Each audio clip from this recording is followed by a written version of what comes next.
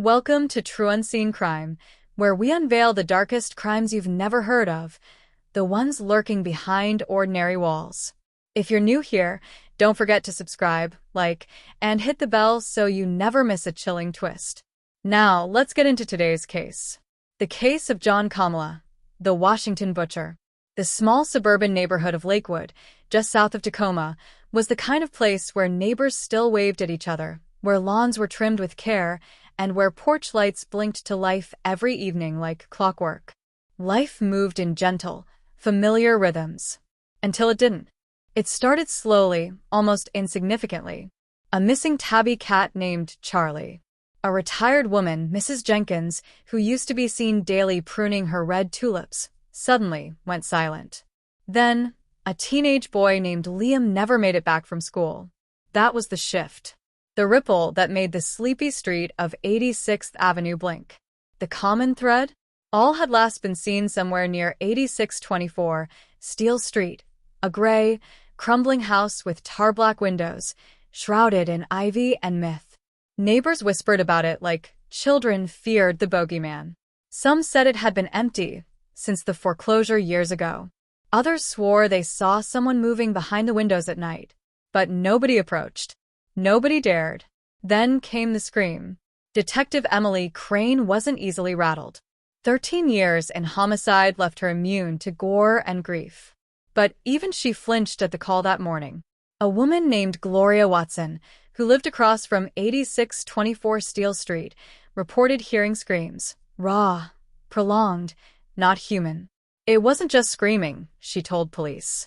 It was begging. Crane was dispatched. The rain fell hard that day, the kind that seemed to wash out color from the world. The front door to 8624 wasn't even locked. The house smelled like rot and death. Walls covered in flaking floral wallpaper had deep claw marks etched beneath. Plastic sheeting hung like butcher curtains. The floor was sticky, with dried fluid. Flies clung to the corners like forgotten shadows. But what chilled Crane the most wasn't the mess. It was the silence. The wrongness that seemed to vibrate through the floorboards. In the upstairs hallway, behind a broken wardrobe, she found a hidden door, leading to an attic crawlspace. Inside, among broken doll heads and water-damaged boxes, was a dusty VHS tape labeled, "Watch Me." She played it in a nearby VCR. The static cleared to reveal a man, mid-40s, bound to a chair, sobbing. A calm voice, measured, cold, spoke off-camera. "Tell me your sin, or I'll carve it out of you." The man wept, muttering something unintelligible. The camera zoomed in as a gloved hand emerged holding a scalpel. The footage turned into screams. It lasted 12 minutes. 12 minutes of inhuman cruelty. Crane immediately called for backup. Behind a panel in the attic's northern wall, police discovered a chamber. Not quite a room. More like a tomb. Inside they found rusted surgical tools, arranged with eerie precision. Blood-stained restraints bolted to the beams. Jars of unknown fluids. Polaroids, hundreds of them. Each photo showed a different victim. Most were in the midst of being mutilated. Others mid-scream. Each had a date written on the back and a word. Greed. Lust. Envy. Deceit. The killer had documented everything. Every single moment. And treated it like scripture. In an old toolbox, they found a manifesto titled, "My Garden of Flesh, The Harvest of Sins" by John Kamala. John Kamala, age 42, a janitor at Tacoma General Hospital.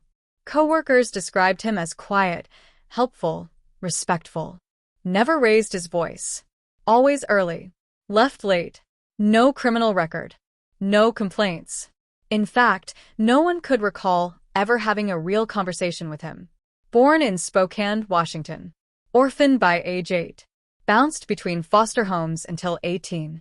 Diagnosed with dissociative identity disorder, obsessive delusional disorder, and PTSD. Kamala believed he was a shepherd of skin, tasked with extracting sin from the world. He didn't kill for pleasure. He killed for ritual. He saw his work as a calling. In his manifesto, he wrote, "They rot from within. I cleanse from without. I am the knife and the bomb, the shepherd and the fire. After 2 full weeks of forensic sweep, police uncovered a second secret room, this time beneath the house. It was accessed through a narrow trapdoor in the basement, concealed beneath an old rug. Down there, they found 6 empty cages, a stained medical table with shackles, a wall covered in childlike drawings, each one showing a girl named Erica. One image stood out. A little girl, lying in a street, blood pooling beneath her. A red car in the distance. A crying boy nearby. Erica was not just a name in Kamala's tapes. She was his sister. Records confirmed that Erica Kamala died in 1989 in a hit-and-run incident. She was only 10. John, then 14, was with her. He claimed to have blacked out and remembered nothing. The case went cold. No driver was ever caught.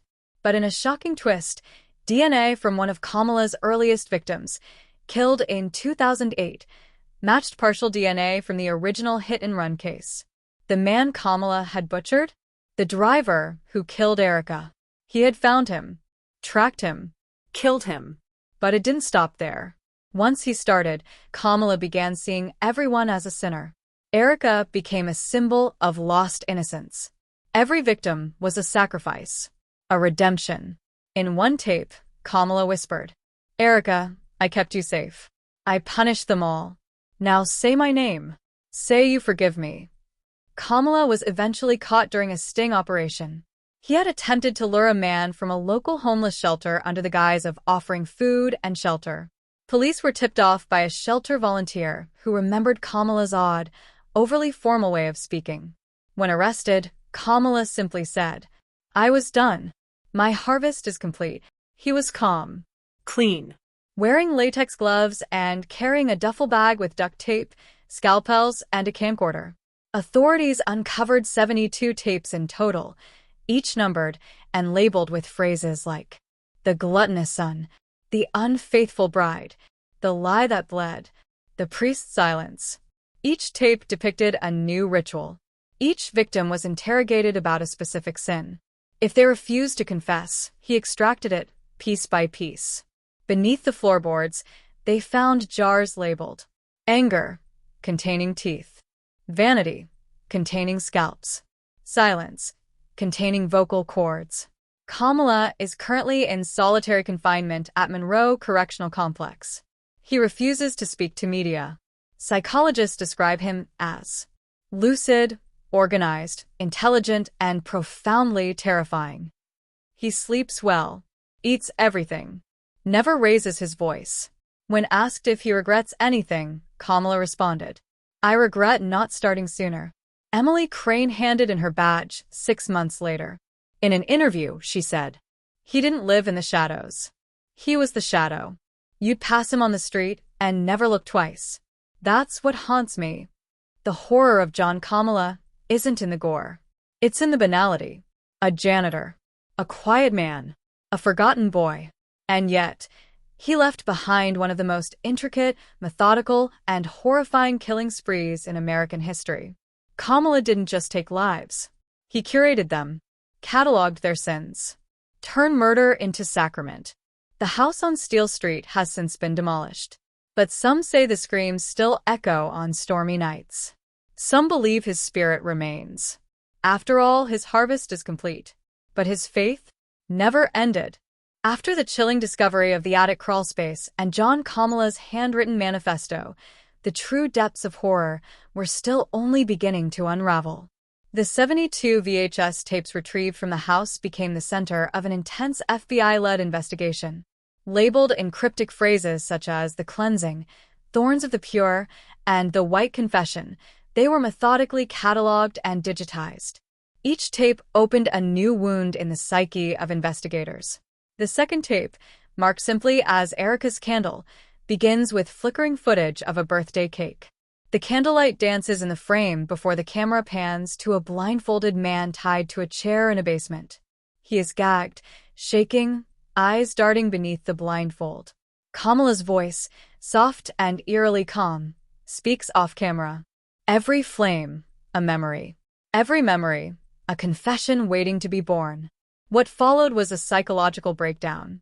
Kamala recites details of the man's life, his high school, the names of past girlfriends, a shoplifting charge expunged from his youth, until the man breaks, crying, and admits to a drunk driving incident that left a woman injured years ago. It was never reported. This was Kamala's pattern. He hunted not just randomly, but methodically. He used hospital connections, police scanners, and even hired private investigators to find people with pasts, secrets buried beneath the surface. To him, the justice system was flawed. He was the divine correction. The case of the lawyer who never lost. One tape featured a prominent Tacoma defense attorney. In the tape titled The Scales of Mercy, Kamala narrates his grievances with the legal system, citing 3 cases where the attorney successfully defended clients accused of domestic violence. Mercy for the cruel is betrayal to the innocent, Kamala whispers before revealing the attorney strapped to a gurney. The man sobs, saying he was just doing his job. The tape ends with Kamala holding a set of keys, the attorney's prized possessions, dropping them into a jar of acid, saying, "No more doors to open. Only one left to close." What shook investigators most was not just the content, but the clarity and production of the tapes. Kamala used multiple angles, edited scenes with chilling precision, and added handwritten subtitles. It was theater. It was ritual. Unreleased tape number 13. The White Room. Tape number 13, marked with a symbol resembling a spiral carved into wood, became the most studied of all. Inside a room completely painted white, a woman sits cross-legged, humming to herself. The audio picks up what seems like an interview. Kamala, unseen, asks, "If you could erase your worst memory, would you?" The woman answers, "Yes, I already did." Then Kamala presses further, "And if that memory was a person?" She goes silent. What followed were symbols being drawn on the walls using ash and blood. The woman begins to chant in an unknown language, and the frame cuts to Kamala's hand holding a small locket. Inside is a picture of a child. This tape suggested Kamala may not have worked alone. The chanting, the symbolism, and the woman's calm demeanor hinted at the existence of others who believed in his twisted doctrine. FBI analysts speculated there might have been a cult-like element hidden within Kamala's operation, though no other arrests have been made. The Erica tapes. A dark obsession. Tapes number 21 through number 26 form a spine-chilling arc, the Erica series. These tapes appear more personal, less polished. Kamala speaks directly into the camera. His eyes are red, his hands tremble. In tape number 23, he holds a small child's dress and whispers, "They forgot you. But I won't. I gave them your pain. Every one of them." He begins reading old letters, seemingly written to his sister before her death. He blames himself for not protecting her, swears that her soul speaks to him through his dreams. The last tape in the Erica series shows Kamala digging a hole in what looks like a forest clearing. Authorities suspect it may be the undiscovered burial site of his earliest victims, possibly people who reminded him of Erica's killer. A dead journalist's notebook. Months after Kamala's arrest, a freelance journalist named Kelsey Landers, who had been investigating unsolved disappearances, was found dead in her apartment. Suicide, the police said. But her notes suggested otherwise. Her final entry reads, "Found something in Kamala's background, something no one's reporting. Not just his sister, he was in a facility where other kids disappeared. Records erased. There's more. I think he was made." Among her things was a burned DVD copy of an unreleased Kamala tape. No one knows how she got it. The footage? A group of children, all in hospital gowns, playing in a concrete courtyard. Kamala, as a boy, is seen in the corner, staring into the camera. The camera zooms in on his face. He doesn't blink. He smiles. Trueunseen truth. With every tape, the layers of John Kamala peel back, not into a mindless monster, but into something worse, a man who believed every cut, every mutilation, every twisted confession was an act of divine purpose. Was he the product of a system that failed him, or something far darker that lives in shadows most of us refuse to see. As more tapes continue to be analyzed, authorities fear there may be more victims never identified. Families still hope for closure. And beneath it all, the question haunts everyone. Did Kamala act alone? Or is the shepherd of skin only one voice in a choir of silence? Shadows beyond the tapes asterisk.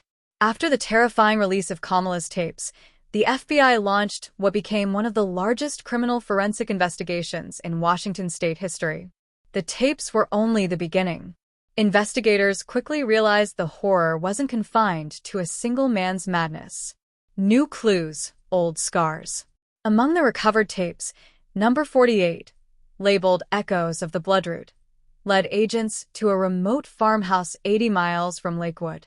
Inside, they found symbols identical to those drawn in tape number 13, burned into wood beams and etched onto windows. In the basement was a makeshift altar, with wax drippings and blood-stained stones surrounding a single Polaroid, an image of a woman from tape number 12. She had never been identified. Even more disturbing, a hand-scrawled letter, not in Kamala's handwriting, signed only as the Second Shepherd. I saw his work. I felt his truth. The harvest isn't done. A killing in Seattle. 3 weeks later, Seattle police responded to a call at a boarding house near Capitol Hill. The scene mirrored Kamala's crimes. The victim's body had been posed, mouth sewn shut, with a note placed in their palm.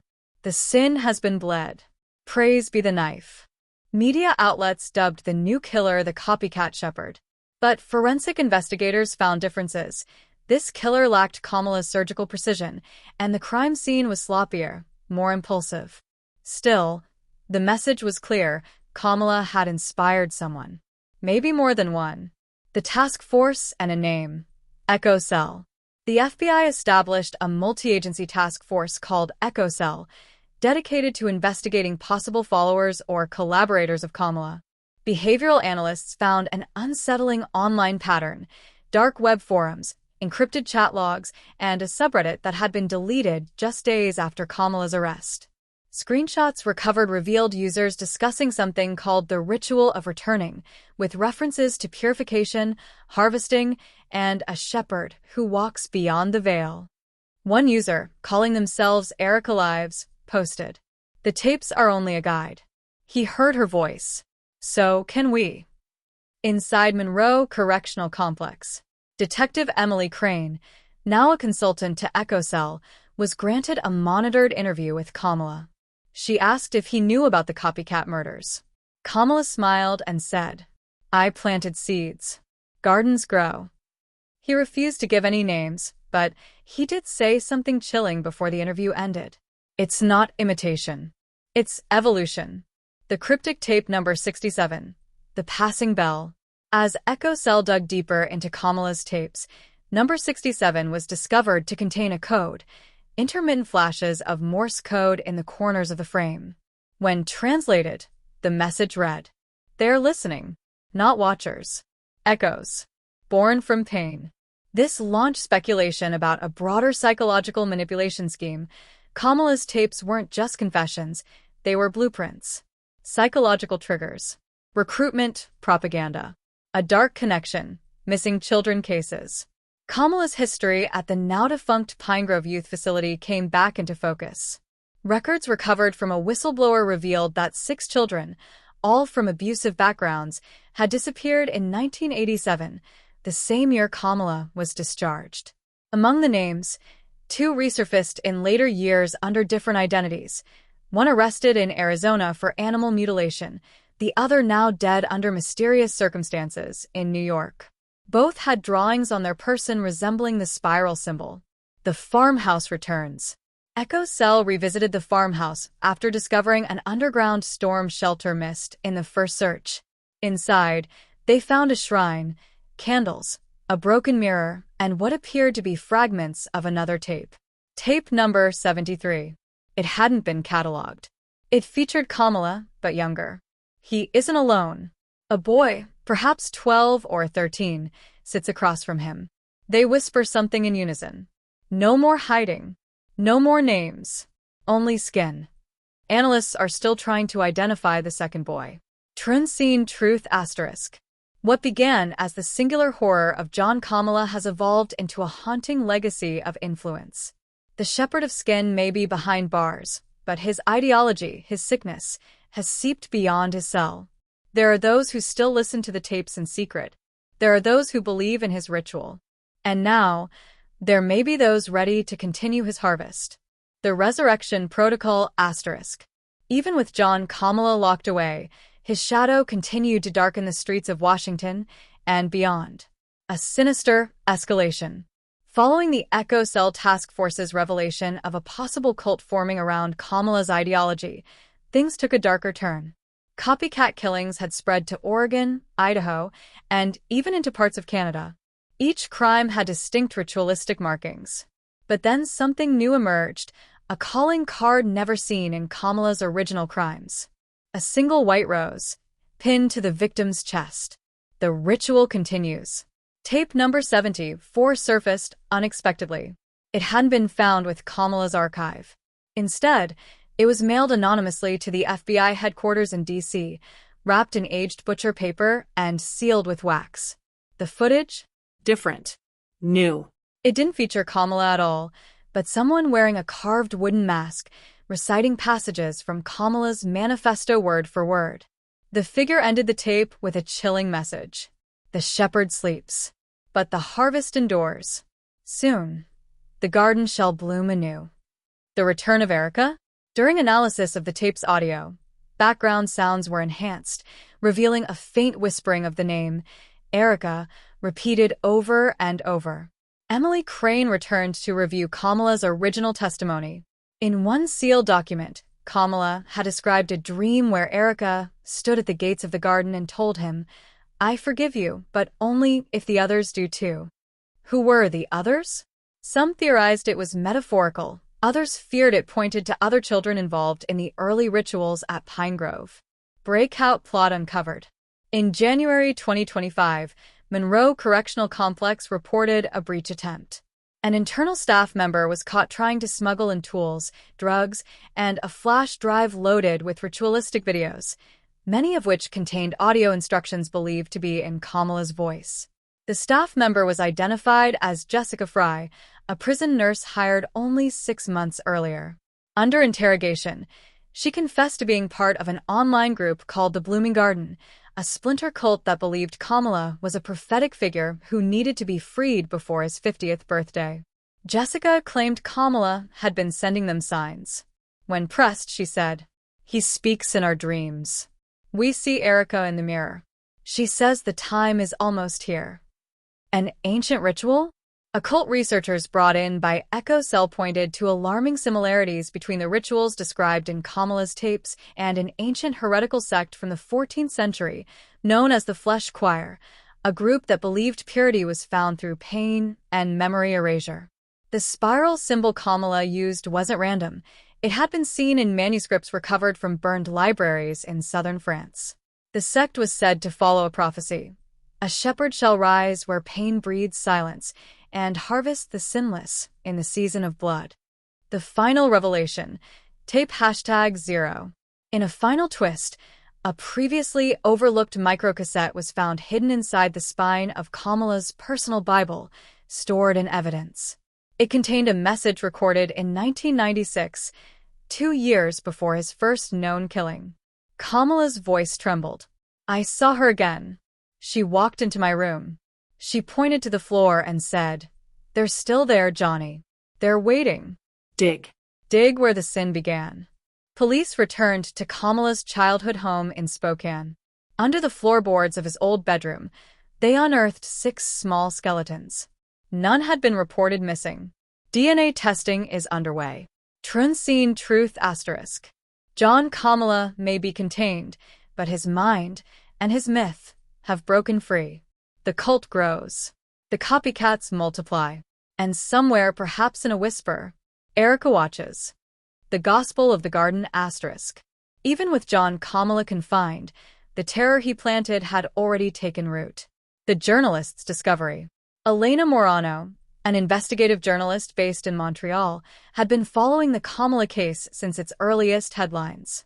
She specialized in cult activity and historical crimes, and something about the case had never sat right with her. While researching local disappearances connected to the Blooming Garden, she found a case eerily similar to Kamala's earliest murders. In 1989, a girl vanished after claiming she had been summoned to the garden by a faceless man. The police dismissed it, but Elena didn't.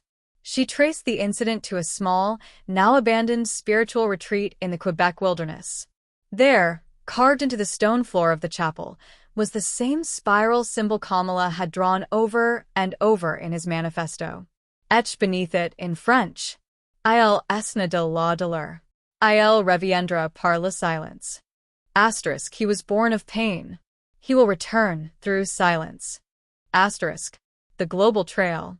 Elena's investigation took her to Romania, where she interviewed a retired priest who had been expelled from the church for investigating a 16th-century monastery massacre. In the monastery's ruins, investigators had found jars of vocal cords, just like Kamala's. But the records didn't end there. In Poland, Brazil, and even rural Japan, symbols of the flesh choir and phrases from Kamala's manifesto were being found in abandoned buildings and underground churches. The cult hadn't just grown, it had always been there. Kamala wasn't the beginning. He was just the latest vessel. The final tapes go public. In a coordinated leak, an anonymous user on the dark web released a trove of the final tapes, hashtag 75 through number 83. In them, Kamala doesn't speak. Instead, victims are seen whispering in tongues before falling silent. One tape ends with a single word carved into the wall behind them. Erica. Forensic analysts confirmed none of these tapes had been recovered from Kamala's original collection, nor had the locations been previously investigated. Someone else was recording them. The message broadcasted. Then, a chilling global event occurred. On March 3, 2025, dozens of emergency broadcast systems across multiple countries were hijacked. TV stations, radio towers, even in-flight intercoms were suddenly taken over. A single message played. We are the garden. We are the soil. And the shepherd has sown the seed. The footage showed a masked figure holding a white rose, standing in front of a wall covered with Polaroids of victims. Their voices, all gone. Where is Kamala now? Still in solitary, Kamala hasn't spoken in over a year. But that changed recently. When asked about the global cults and their activities, Kamala only smiled and whispered, "The soil remembers." Erica walks the garden now. Psychiatrists reported that Kamala's brain activity spiked dramatically in his sleep following the global broadcast. He began to hum, an ancient melody that matched hymns found in flesh choir archives. Trueunseen truth asterisk. Kamala was never alone. He may not have even been the first. The garden he spoke of may not be symbolic, but something real, an ancient belief system, a doctrine of blood and silence passed through generations. And now it's blooming. The myth has gone international. And you have to wonder who's next. The world thought the terror was over. After months of investigation, the broadcast systems hijacked, and the chilling revelations about Kamala's cult, authorities believed they had quelled the storm. Kamala was behind bars, the Ariadne had been found, and the worldwide cult following had been tracked to its roots. Yet, what they didn't know was that the garden wasn't finished growing. On October 5, 2025, a discovery so terrifying was made, it shattered any remaining illusions of closure. The last tape. A new tape, labeled hashtag 84, was found, buried beneath a false floorboard in Kamala's prison cell. The tape was different. It didn't show Kamala or his victims. It showed something far worse. It showed a small, isolated house in the middle of a dense forest. The camera zoomed in on the front door, which creaked open to reveal a figure standing in the hallway. At first, it was hard to make out, but then the light flickered, and there she was, Erica. But she was no longer a child. She was grown. Her face was pale, her eyes hollow, but it was unmistakably her. "The shepherd has been reborn," she whispered, her voice a hollow echo that sent chills down the spine of anyone who listened. And now, the harvest begins. The camera turned, revealing rows of bodies, all bound, all silent, and their mouths sewn shut. The same symbol of the spiral, the same words scratched into the walls.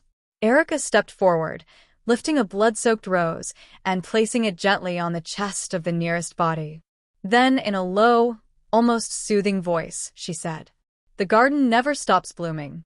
We are the seed. We are the soil." As the camera zoomed in on her face, the screen suddenly flickered, and for one brief, horrifying second, it was as if the world had gone still.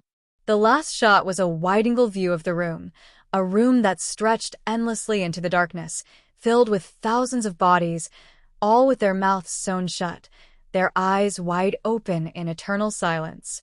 The final message.